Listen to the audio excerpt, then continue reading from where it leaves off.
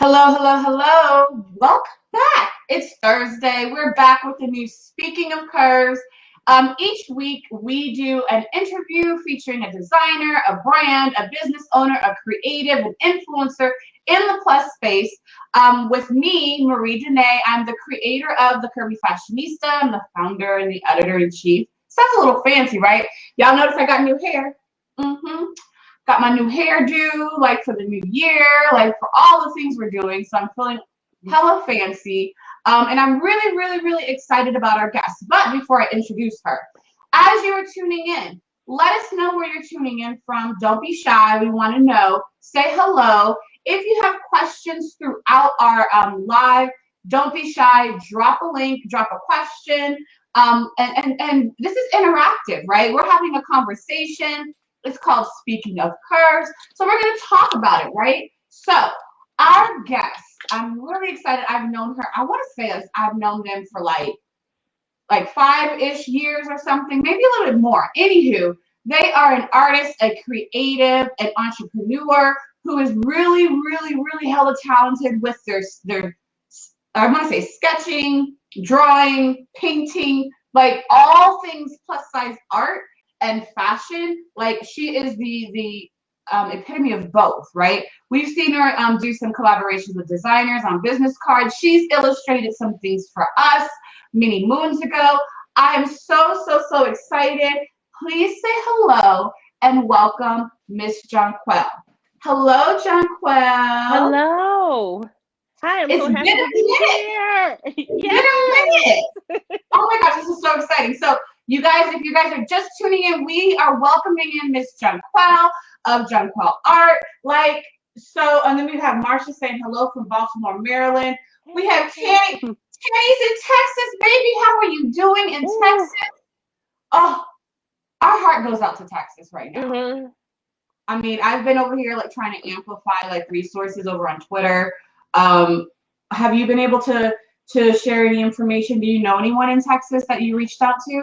A lot of my family is in Texas. Many of them without power, without water. So my dad has been on the phone all day with like our cousins and some of my uncles out there.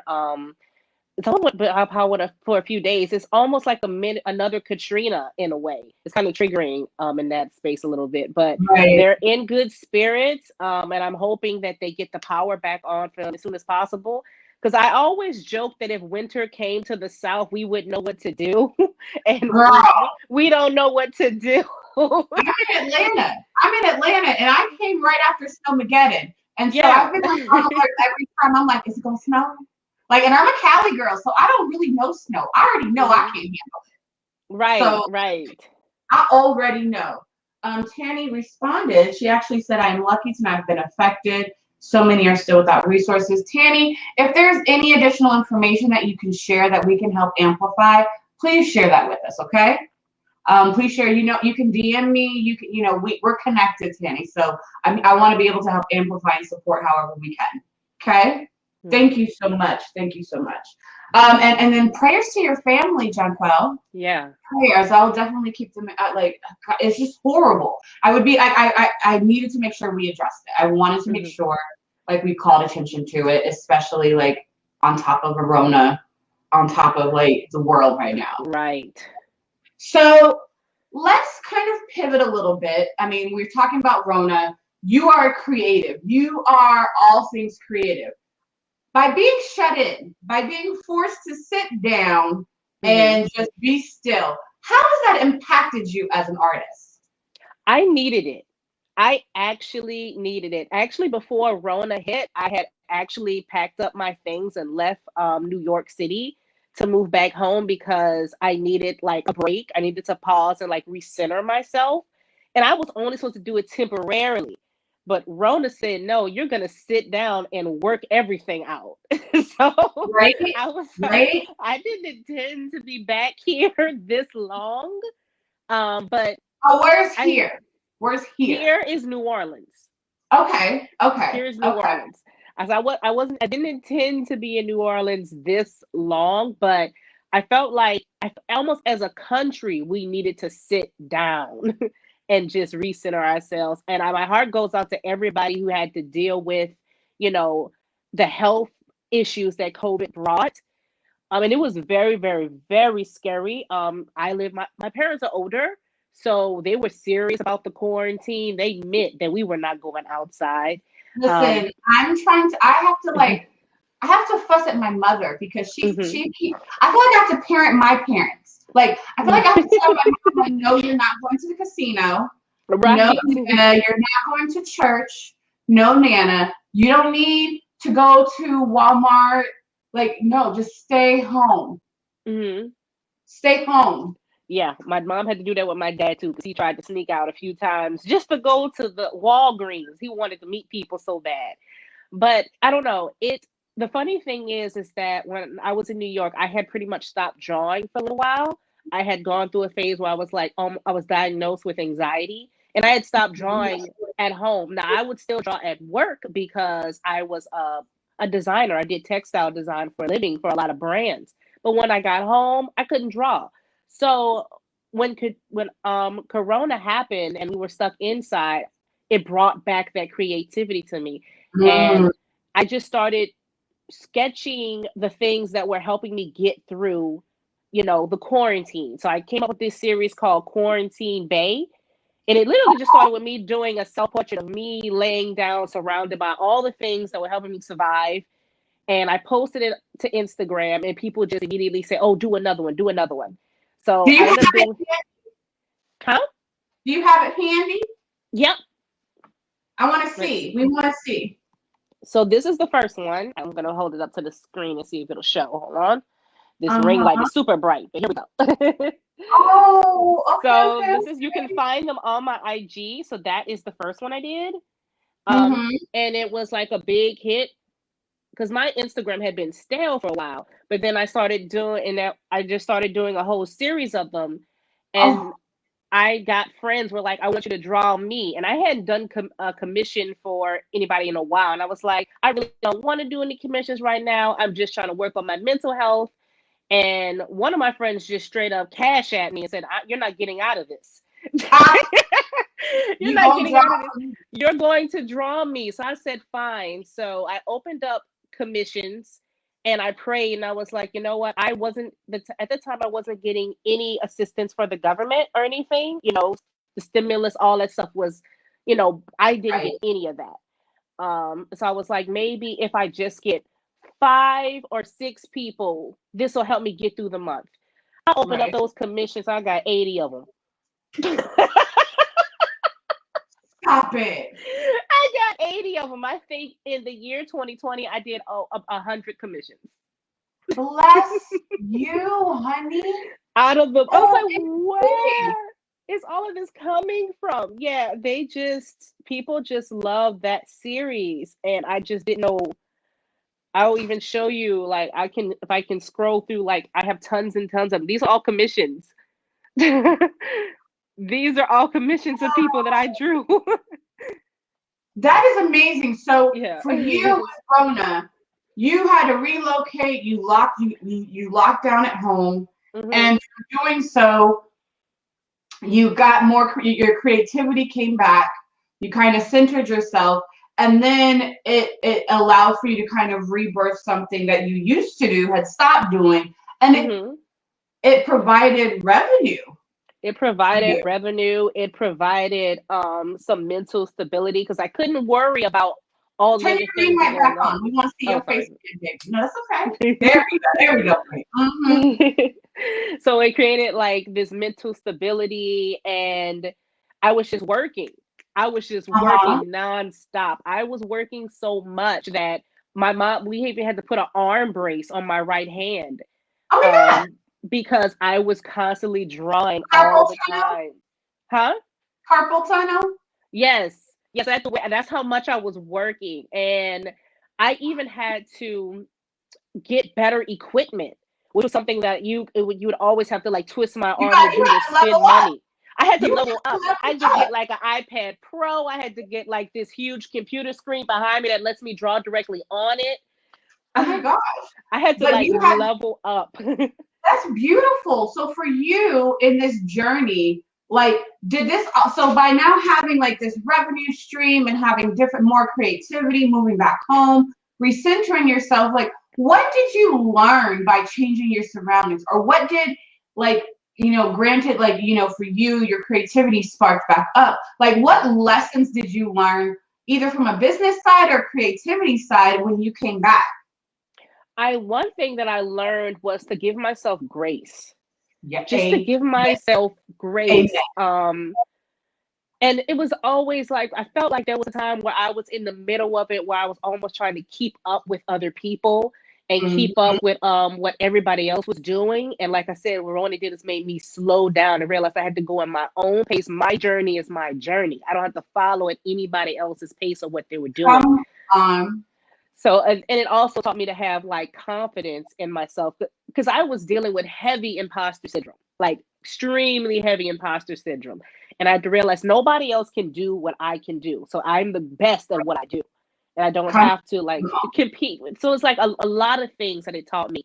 And also because I was getting so many like, DMs, and it taught me how to create like channels for people to speak to me. So I had to create Google Docs and order forms and have prices and contracts and things that they had to sign, and they would know upfront, and ways that they could submit their photographs to me. I had to create like this entire workflow that I didn't have before. Amen. Well, first of all, thank you, Antoinette, for the love. He said you beautiful, Thank Jonquel. you. Yes. Really, like, level setting real quick. We're here with Jonquel, the artist, the creative behind Jonquel Art. We've known her for her plus size fashion. Like, it's beyond like sketches and artwork, because it's really a lifestyle that you've created and that you've really cornered the market in. We see the high fashion, but they never included plus. Like, you came out the gate featuring plus bodies, featuring plus women and men and everything, like, and the spectrum, really celebrating our curves and our bodies. And so with Rona, like, this pivot allowed for you to really kind of like revisit like the why of what you started, like the core Hmm. of what you started, and it kind of reintroduced you um to all that. That's Mocha over there shaking. So now you started, like, you open it up, you have 100 commissions like in queue. How do you feel now that you've like learned to give yourself grace? You're stepping into and reconnecting to what got you started in the first place. How do you feel? I feel inspired more than anything. I feel inspired. I feel like there's so much more I have to say, so many stories that I have now, because it's not just me doing fashion illustration. I was like, there's stories that I have to tell. I want to show women of size living in luxury, because we're not shown that way, especially if we're of Right. color. The media Huh. definitely doesn't show us that way if we're of color. So I feel like I have a job to do. And it's like kind of like almost my responsibility to do what I can in that area. So yeah, I'm looking at new ways to express that, different storylines I can tell things from, products, creating a sticker club, doing keychains, doing everybody wants the girls on t-shirts, looking at stuff like that. So it's like I'm getting my business in order. I'm restructuring my business and imagining where else it could go. That's beautiful. Mhm. I'm so proud of you, Thank because you. when you find your purpose, when you're inspired and you understand your purpose, things become so laser focused. Mhm. And the things that you like, it's interesting because similarly to you, like, Rona had me sit down, strip down everything. Like, Mhm.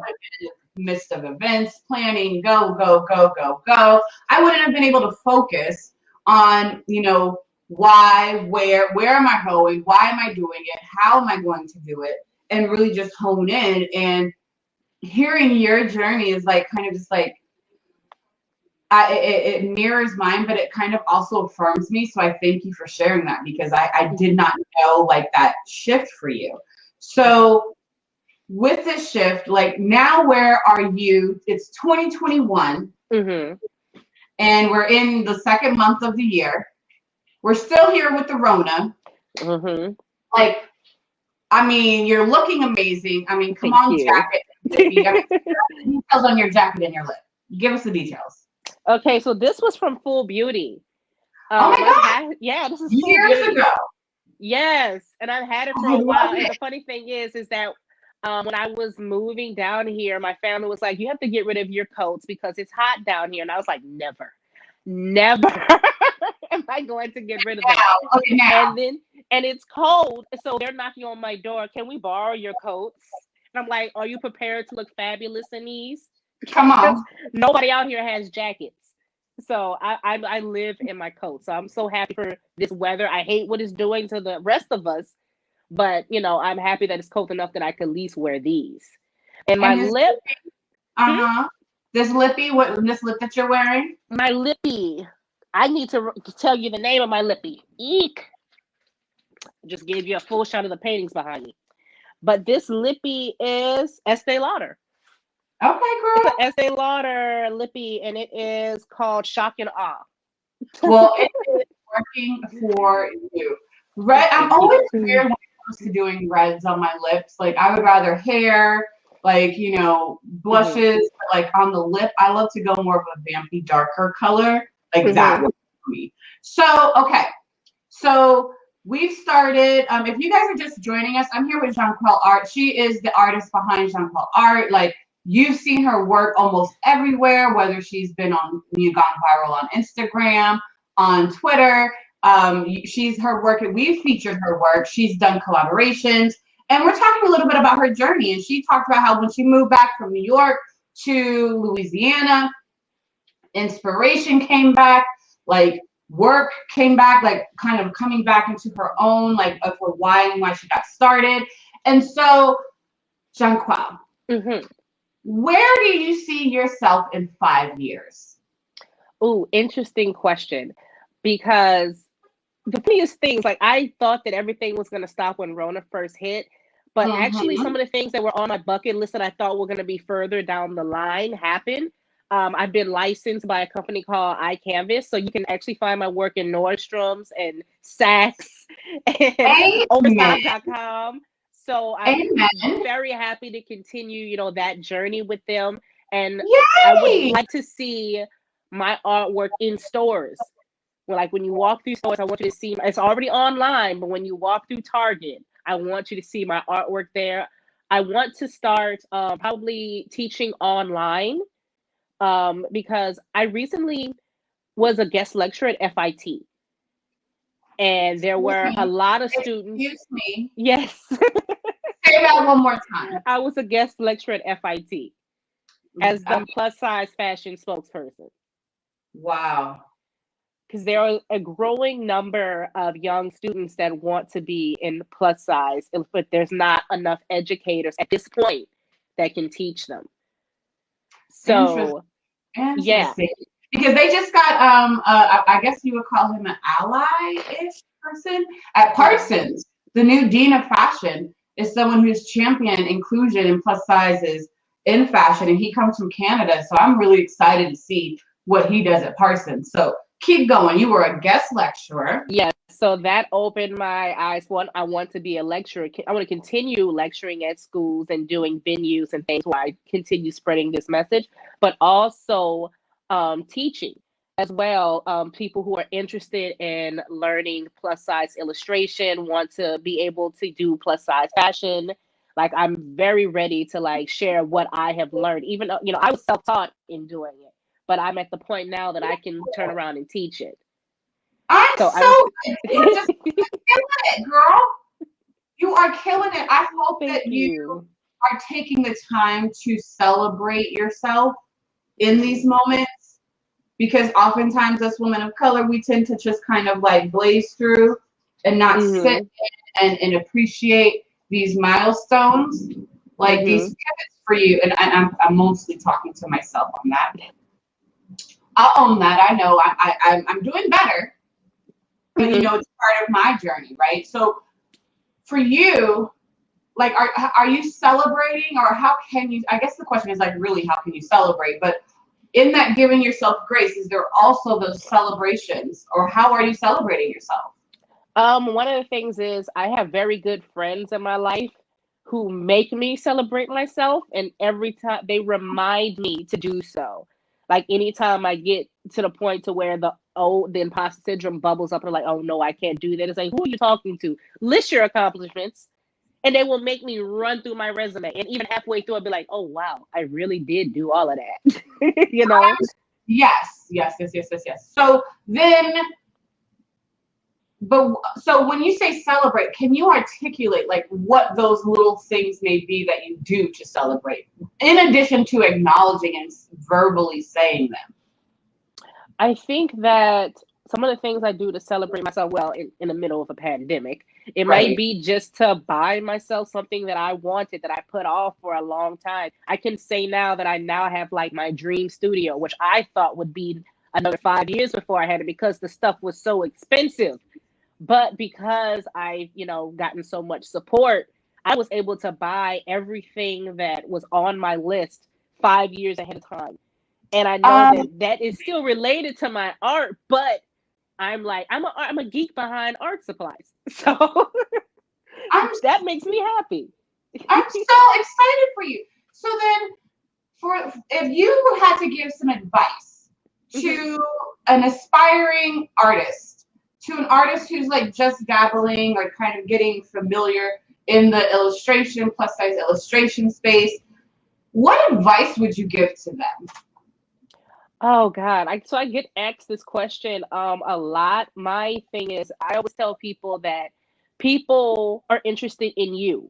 They're interested in your story. So find out what your unique story is and find a way to illustrate that and tell it to the world.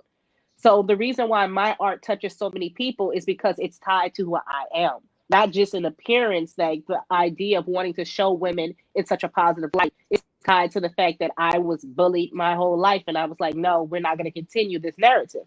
So I always tell people, go back to yourself, go all the way back to your childhood, even, and find what it is that makes you you, and find a way to portray it in your work.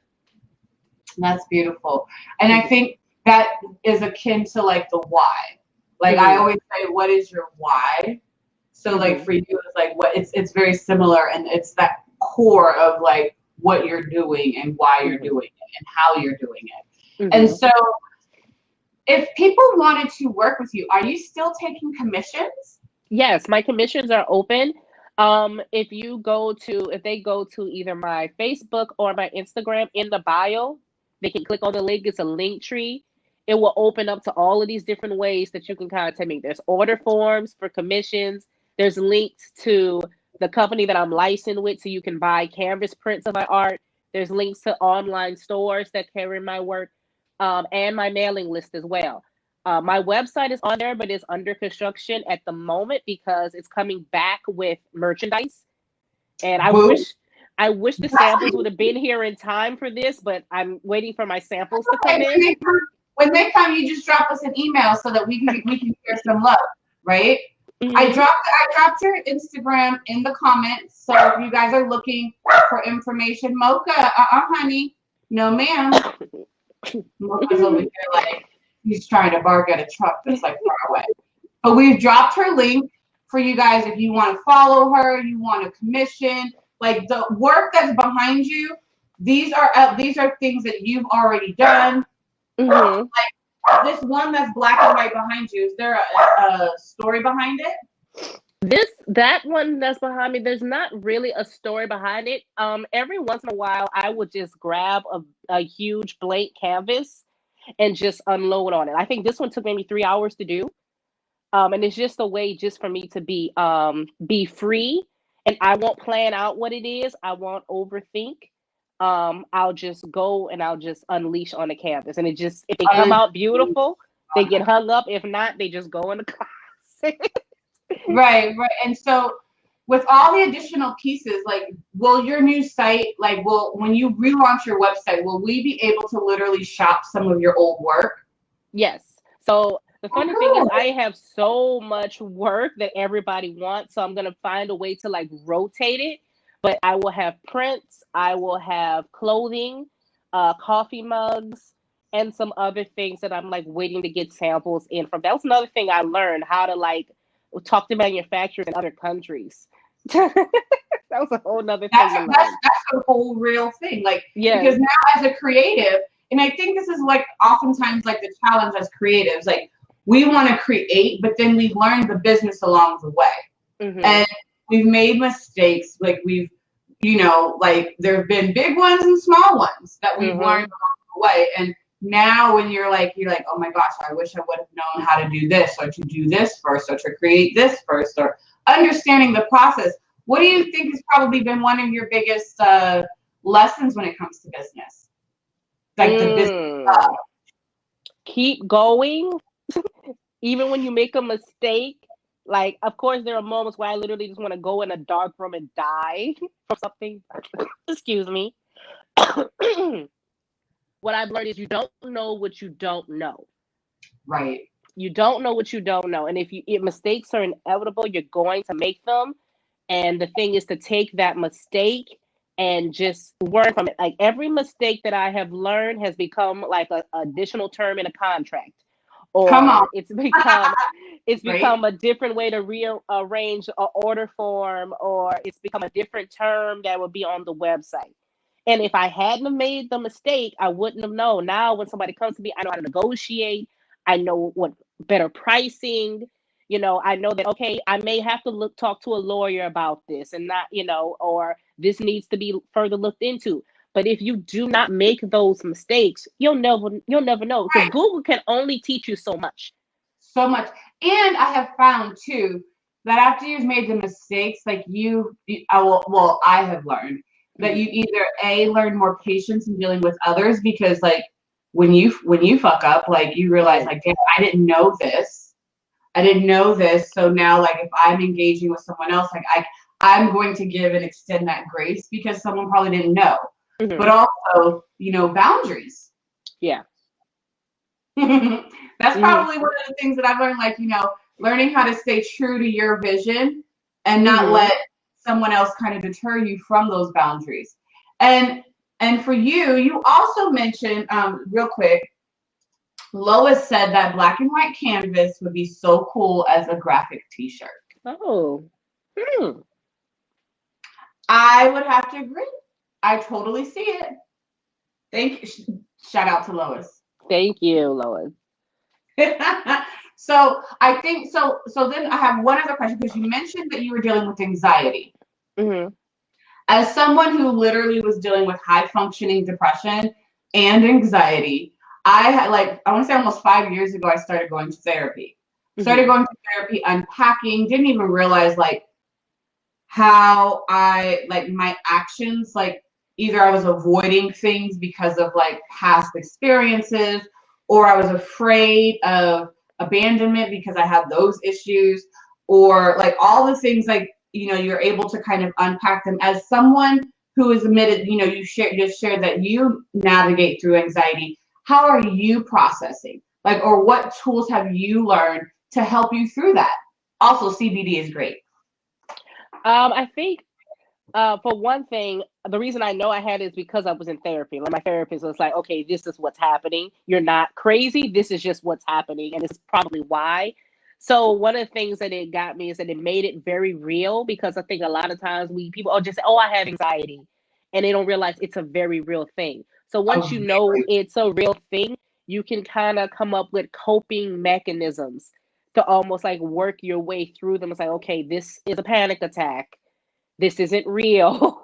We can work through this, we can give ourselves, grace. And then I noticed that if it gets bad, just stop. If I'm able to, just stop what I'm doing and then come back. The world is not going to end. It's like, it's not going to end. So I would just, if something was causing me anxiety, the best thing for me would be to step back from it and come back to it with a cool head. So rather it's like talking with a client and they're upset about something, it's better for me to like give it a moment, sleep on it, go eat, and rather than to just jump right back at them with that anxiety at the top. I'm like, it's just about, okay, let's look at this from another angle. And that's And then all, that's the best it's like thing a I could, yeah, it becomes like a muscle, right? So like the right. more that Hmm. you know, practice those steps, the easier you are. It easier it becomes at times because sometimes it Hmm. is hard. Yeah, And sometimes as it's you just like, just leave it alone. right, you're like, shut the computer, I'll come back to you tomorrow. Like, Right. so, you know, we've shared your URL, we've shared your Instagram. Um, do you have like so is everything on your link tree? Yeah, I did. Everything about me is pretty much there. I did very good with keeping everything in one place. That's one thing I learned about creating channels so they can contact me. It's like, no, Right, everything is here. right.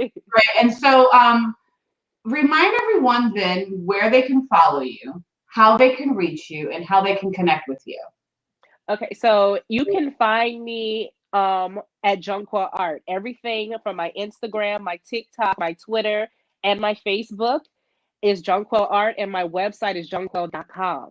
So if you Google my name, you will find everything underneath my name. And if you can't, like I said, all of my social media, I will have a link tree with every place that you can find me on the internet at this point.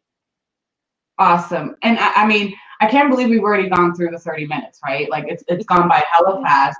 You've been such an amazing